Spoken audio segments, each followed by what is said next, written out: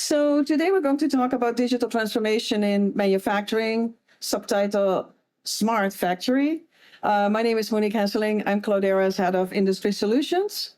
So what myself and my team does is we translate technology, data platforms, and everything Cloudera does in value add solutions for specific industries. Manufacturing is a big industry for ours.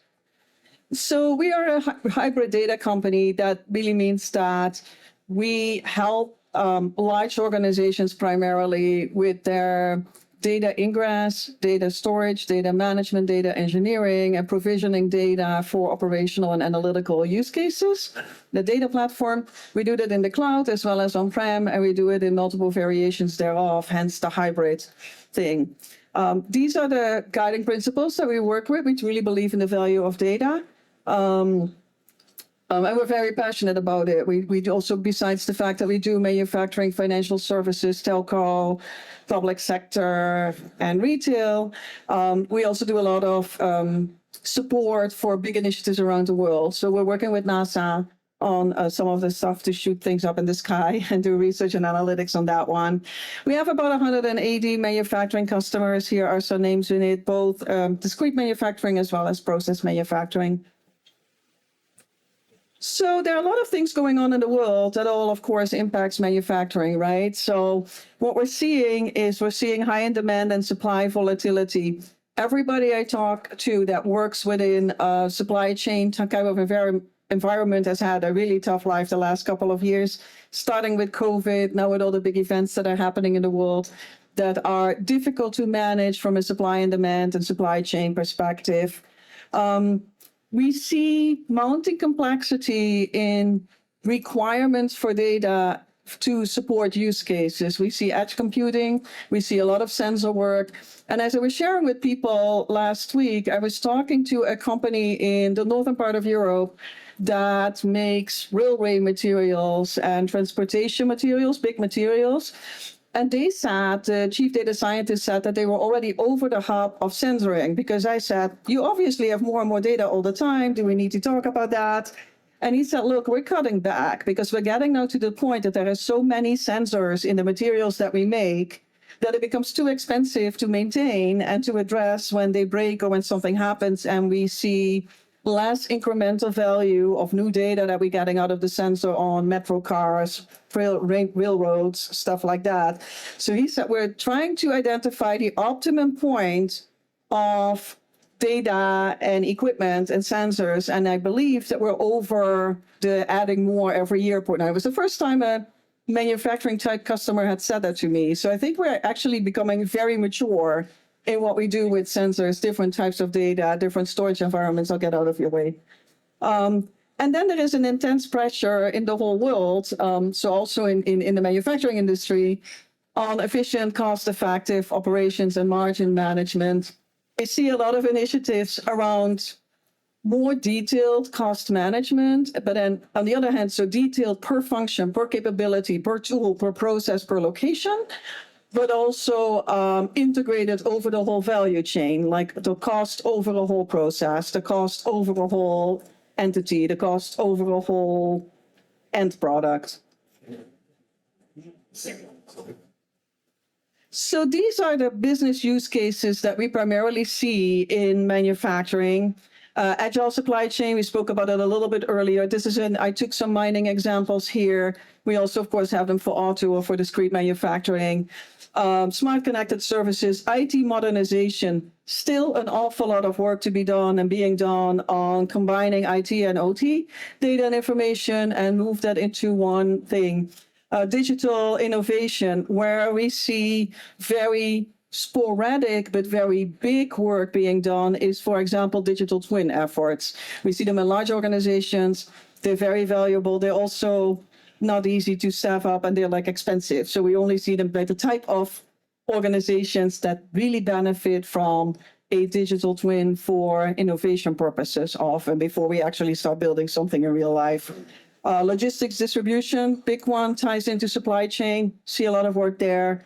On the discrete manufacturing side, the use cases that customers have spoken to me about over the last year, a lot of them have to do with better contact and better relationships with direct customers, which is relatively new.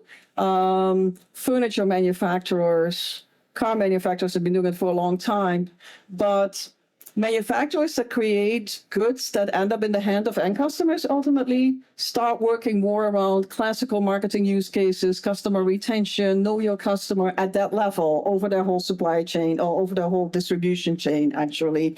And especially in Europe, compared to the rest of the world, I've seen a lot of work going on in that space. So this is how we believe we should work on use cases, not only in manufacturing, but generally. You have data entry points, right? There is obviously technology underlaying all of this, but your data comes in your organization. It comes from different sources, internally and externally. Then we work on a platform, and I'll get out of your way, but we work on a platform that we can provide. But often we work with partners, right? It's often, Litmus, of course, is a great partner for us, but also we work with the big cloud vendors. You have Google here, probably AWS somewhere, and Azure probably. We work with those. We work with solutions on top of that, because only by having the big data, you add no value. But data in itself is no value. It only becomes value when you do something with it and when you learn something from it. So data we got, they come into the organization. Again, we engineer it, we manage it, we store it, we set it up for machine learning or for AI, very trendy topic at the moment, as you all know, and for operational analytics, and then we support use cases at the back end. And again, you see the use cases there that we see very often in the space. Predictive maintenance, anything around quality is a big one. Supply chain optimization, the last 4 or 5 years, huge. Pricing, customer analytics, I just spoke about the customer side to a bit. Throughput optimization and process monitoring, classical, but at a more detailed way and more real time than in the past. It's another way to look at use cases. We try to break them out into the use cases that actually create revenue and value to the company, and that are cost cutting, right? There are 2 different ways. If you look at any big organization, you can grow and make more money, your margins get higher, or you can cut your expenses. So on the cost side, these are the use cases that we see a lot and that we have done a lot of work on, and I'll show you a couple of examples in a little bit. At the revenue side, these are the bottom ones. People like the revenue sides normally more. They're easier to talk about, and they feel more positive. Most money in manufacturing, we see, actually, if you look at the ROI calculations, we see them on the top side, which happens very often. It's not only in manufacturing. In every industry, people like to see the growth and revenue focused things, but the cost and process optimization part tends to be much more valuable, at least short term. So most of our customers, when they work with us and when they start talking about what can we do with our data, most of our earlier use cases are at the top end of this thing. Now, another question that we often get is what happens with cloud or on-prem? Most data that's already being used dramatically and is served well and affordable on-prem stays there. New use cases tend to go to the cloud if possible, legally, and which again makes sense, right? It's logical. Don't see an awful lot of companies to do everything anymore, either in the cloud or on-prem. Most of them are some sort of a hybrid kind of scenario. So why is digitalization? I'm talking to the wrong audience here. Of course, you all know this. Why is digitalization important to manufacturing? Mentioned earlier, there is an increasing demand for discrete manufacturers to go lower into their distribution channel knowledge-wise. So 20 years ago, when I would be talking to pick my furniture manufacturer again, to my furniture factory, they didn't really know where the furniture would ultimately end up with, because they all had distribution channels and they sold to shops and they sold to retailers and stuff. And they knew everything about the retailers, but not about the end consumer. Now they all want to know about the end consumer. And they also do loyalty programs or even direct communication often with the end consumer. So that the definition of customer has changed in that sector. Also, we have digital capabilities now. So another really big area that changed over the last years is health, anything tracking on material supply processes. One of our oil and gas companies has plop sensors in their pipelines ever so often to just check what the pressure is doing and the temperature, et cetera, to try to predict where something might go wrong in some really remote place of the world. So it's not like close to Hannover or whatever. So we see a lot of that type of work being done. Smart factory, including digital twin, is a really, really, really big use case. I do see people coming back a little bit from, as I mentioned earlier, the full digital twin, because stacking up a full digital twin of everything can be a really time-consuming, labor-intensive, not always inexpensive proposition. But for some environments and some innovations, it might be the right thing to do, right? It's a risk mitigation technique too. And then we see on-time delivery, 100% quality is at least something that more pressure and more attention on than it ever has been, because we have the data now to actually measure it better. That's really the only difference. In the past, too, people wanted to have high quality and on-time delivery, right? But we didn't always have the data to either do it or to measure it very well. So let me show you a couple of our use cases. I'll build it up for you over time. But the first two are real-time monitoring and control, especially, as I mentioned on my pipelines earlier, things that cannot be seen and easily visualized. So we see more and more efforts going on measuring and checking what cannot be seen. I'll give you a really little bit off-the-wall example. In the Netherlands, a customer of ours was working with the waterschappen, which are the organizations that manage the levels of the waters in the rivers and the lakes and the whatever. And it has to be finding there like people, volunteers that check ever so often if the dikes are holding up. That is a very manual process. So it's an honor job, the people that walk by and check. So what somebody did, he said that must be easier. So they're like, they plop sensors in the dikes, but what they also did is they plop sensors in the water to measure the temperature of the water. Because supposedly if water comes in from another side, the temperature is different. So if you see the water temperature start changing, somebody needs to go check out if there is a leak somewhere. That is absolutely not visible, by the way. Looking at the Dutch people here, they will nod their head. Yes, yes, yes, it's how it works. So this is a really, sort of off-track example of what we start seeing more and more. There is an insurer that I work with that plop sensors in the plumbing of their home insurance customers. So they ask you to just flush a sensor to the faucet, and it will attach randomly somewhere in the plumbing of the house. It pings back to the insurer if the water levels or whatever it's measuring, dirty or clean water, if the water levels, even if the pressure is different or the temperature is different, because then there's probably a leak somewhere. And the sooner, as you know, you detect a leak in your house, the cheaper it will be to repair it and the easier. So we see a lot of, in every manufacturing process, but also in like real life, we see more and more of those type of real-time monitoring and control examples. And manufacturing is obviously the best example. Every plant has them right now. And then people take a decision, do we do it with edge computing or do we actually store it first and analyze it later? Predictive maintenance, really big thing. We do a lot of work on predictive maintenance.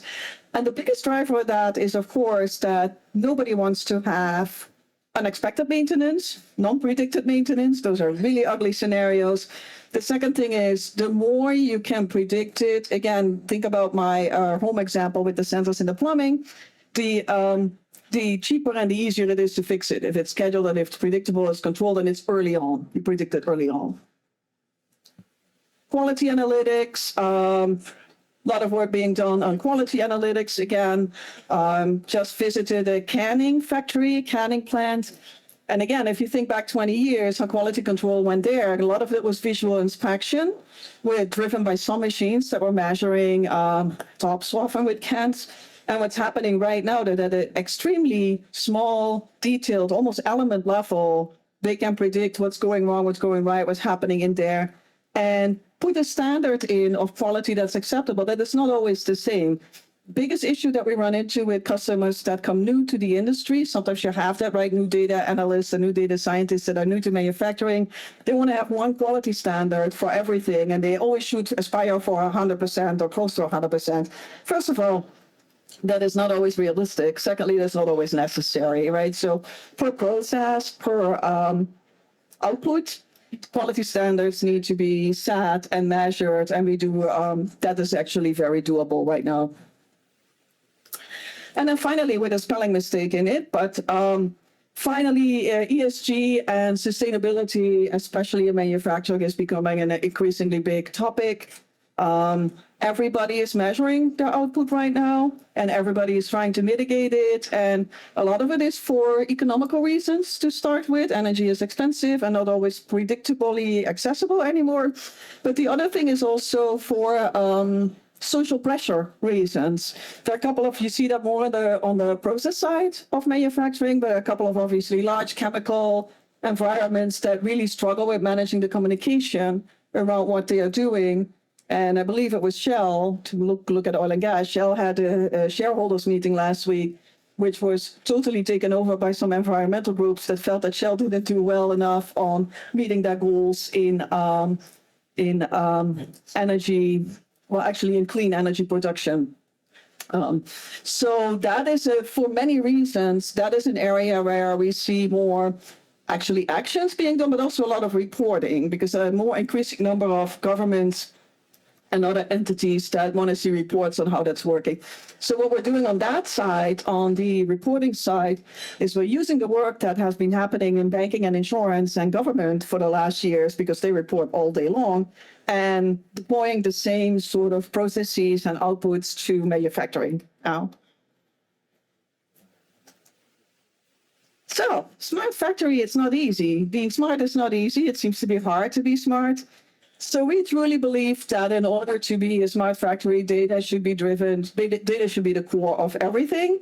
So you need data integration. You need data integration from assets, from service providers, from systems, and then you need to have a consistent approach to managing and utilizing and governing this data.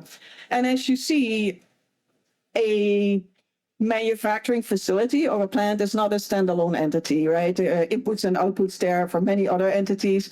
They all need to be connected at the data level. So almost every time you have a process handoff or an asset handoff, you also have a data handoff, right? The data needs to come with it in order to truly manage some of the use cases we spoke about earlier.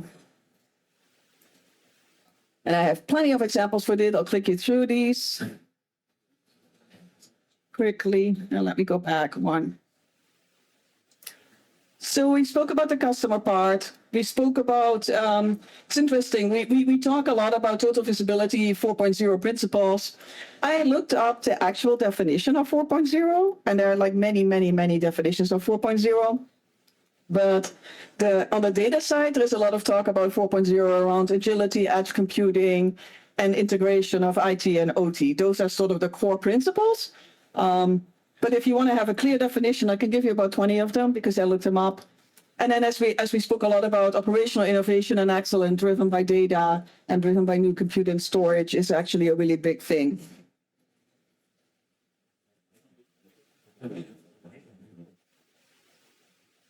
You see, so the challenges that we often see that are very specific for manufacturing do have to do with operational, with OT and IT data integration, especially for manufacturing environments that have been around for a very long time. This has been very siloed. This has been separate worlds, separate systems, separate people, separate departments. And in order to do the smart manufacturing that we were just talking about in some of the use cases, you have to be able to bring them together. You cannot have like two different data-driven environments running independently of each other. So this is classically what you see between enterprise data on the IT side, operational data on the production side. And that gave an incomplete view of the manufacturing processes, right? Also, the people that were working on it, even the priorities, the budgets, everything was separated. Not too long ago, if you would talk about an ERP system, HR, bookkeeping, those kind of things, you would be sent to a totally different part of the organization than if you would be talking to anything that had to do with the actual manufacturing process over on this side. Well, if you want to do the use cases that we spoke about earlier, you have to have the ability to bring those sets together. So this is important, hence, for manufacturing. AI and machine learning. I'm not going to talk to you about generative AI because everybody does. It's the buzzword of the week, right? So, but there is obviously a role for AI, Gen AI, enterprise AI, any type of AI and or machine learning that you can think of in how we want to run our processes and how we can make manufacturing smarter. Especially on the quality side at the moment and on the maintenance side. We see a lot of initiatives starting there, as we spoke about earlier. The IT or the IoT, OT conversion, full visibility in the operations and performance of assets, production, overlaid, the next step is overlay that with real business context, right? So that we can immediately see the impact of what is happening on the production side into what does it mean for our end customers? Is this a good or bad thing, or for our sales? And real-time visibility. Manufacturing is one of the first and largest industries where we see a lot of real-time sensor things happening. Other industries have followed. That's also what I started with earlier, why we see already in some companies that were over the hype cycle, that we're getting back to, let's do a little bit less sensors. We do perfectly fine with cutting out the 20% that do not add a lot of value to this decision-making process. So these are the capabilities that are needed to address pain points. We spoke about the pain points a couple of times. Let's start at the top end. We have physical assets, plants, materials, etc. We do create digital twins.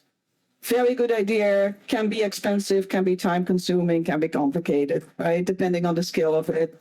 We need to have a security layer over all the data, becoming increasingly important with cyber kind of attacks and environments here, but also classically security issues. We need to do with our data, we need to ingest it, we need to prepare it or engineer it or enrich it or make it clean. And then we need to publish it out for operational, for analytical purposes. It's the data lifecycle that we spoke about earlier.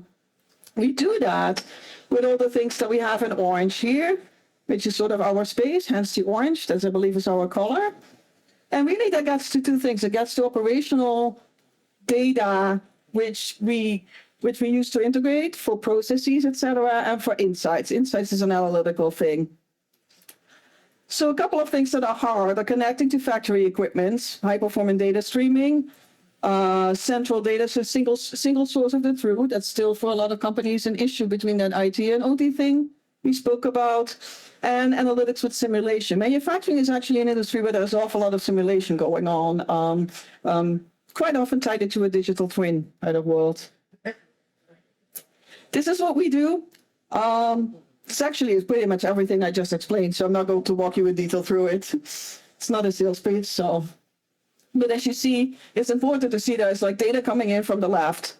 And then at the end, you get analytics and insights, and you get operational somewhere too, most likely. If not, then it should be in there.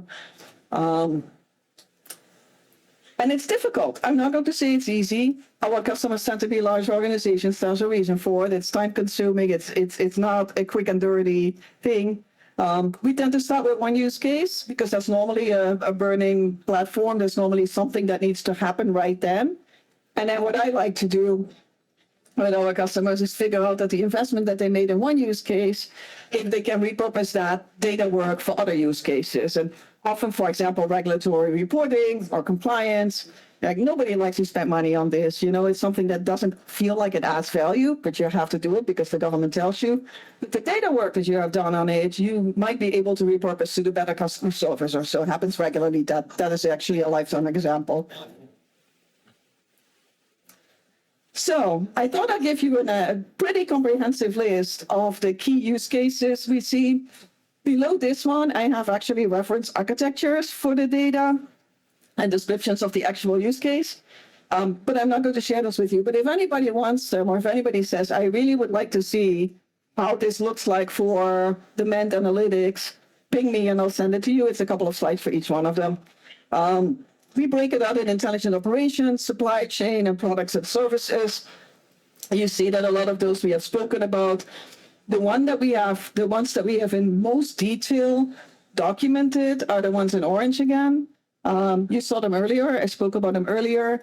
Those we have actually with customer examples, full architectures for the folks that are techie and like that stuff, and very detailed descriptions on the business value of those things too.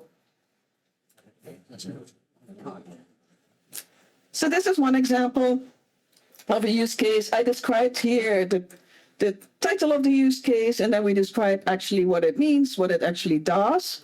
So this tracks data, governance, and lineage. It manages edge applications. It enables streaming analytics, and it provides data scientists to the tools to deploy machine learning. So this is sort of how we describe the use case at the first screen. And then we showcase how that looks like in an architecture like ours, or an approach like ours. And we do that by inputs. Inputs is like what is getting into the use case. We have a lake house. How does it look like within the lake house? Outputs, what comes out of it? And this is an example for a canning factory, as you can see on my outputs. My outputs are, and now we can identify cans that are not sealing correctly, which is not good if you have fuzzy water or Coke or whatever. Not filling correctly, also not good, right? Monitor equipment setup for deviations and cosmetic issues. There are scratches on the can, or there's a bump in it or whatever. And then there are key activities at the end. We always do that. Performance indicators at the bottom here. It says what will happen if we implement this use case. Manufacturing costs will go down, yield will go up, scrap costs will go down, capacity utilization will go up, right? And then we have very smart consulting type people that can calculate what this all means for everybody. And then we have key activities, what needs to happen there and what will happen as an output of the use case. So this is how we sort of go about the use cases that I just showed you. And these are some examples that I put in of. This is an equipment predictive maintenance use case. We got to 72 hours of advance notice of compression failure to predictive maintenance was a sensor-driven case. Helped a lot because downtime for these kind of things tend to come with a lot of money, slash capital cost, a lot of robotic work in there. It was a really cool use case. And I have a trucking company for the car people, always. Do remote diagnostics, fuel safety, performance analytics. We do this with Azure. With Microsoft, and this was for fleet managers, was how to optimize the cars, the driving, anything that deals with fleet management activities. In the US, it was, I believe, yeah, and we're monitoring with telematics devices and with sensors on safety, et cetera, on driver sleep and stuff like that, about 1 million trucks, a little bit less than 1 million trucks by now. And that was it for me.